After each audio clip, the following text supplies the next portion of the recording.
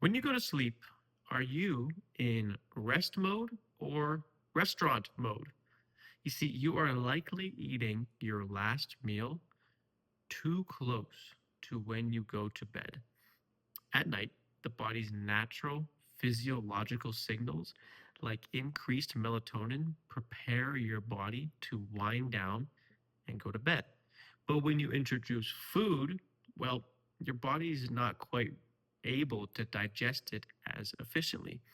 And this creates a bit of a physiological burden on your body and makes it harder for you to get into and maintain restorative sleep.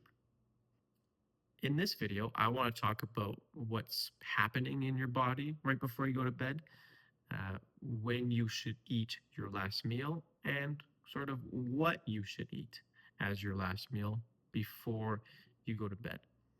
So, your heart rate, your digestive system, and other involuntary bodily functions are controlled by the autonomic nervous system.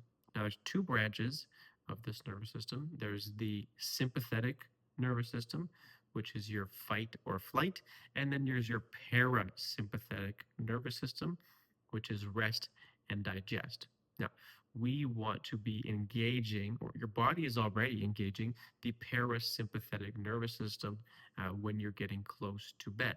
Now, if you throw in a bunch of food right before bed, then you're kind of throwing it out of line, out of whack. You're wanting your body temperature to come down, your heart rate to come down, and your body to be relaxing. But when you're focused on digesting a big meal, then that's not happening as well. And that's not good for the quality of your sleep. So that's that part. Now, if you Google, when should I eat my last meal before bed, you're going to get an answer of 2 to 3 hours. That is generally what most experts would consider kind of an acceptable time frame. I personally aim for 4 to 6 hours, and most days I fall at the 6 hour mark. But at minimum, I do 4 hours. Even if I'm hungry, I'm not eating if it's within 4 hours of when I'm going to bed.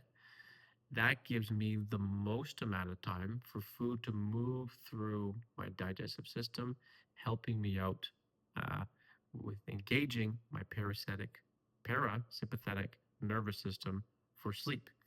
Now, because I'm eating around 6 hours before bed, my meal of choice becomes less important, but I still eat a well balanced meal, and I suggest you do too.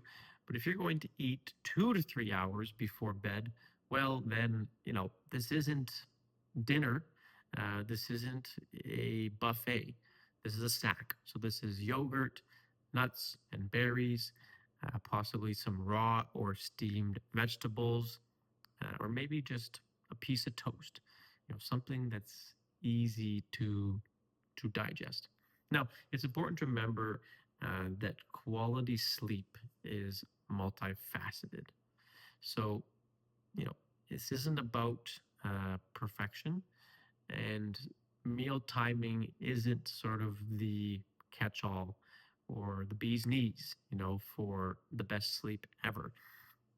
But it is something to be mindful of, and it is something that can help you with sleep onset and with the quality of your deep non-REM sleep. So keep it in mind, implement it into your life a little bit here and there. Start off small. If you generally eat right before you go to bed, then try pushing it off to an hour, and then try 2 and 3, get to 6, get to 8. Go as much as you want.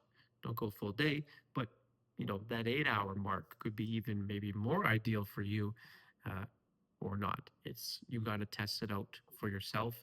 If you're wearing something like a Whoop, then you can track your sleep score and figure out, how much time you're spending in different sleep cycles to get a better gauge of what works for you. So give it a shot. Push that last bit of food a little bit later tonight. All right. Have a good one.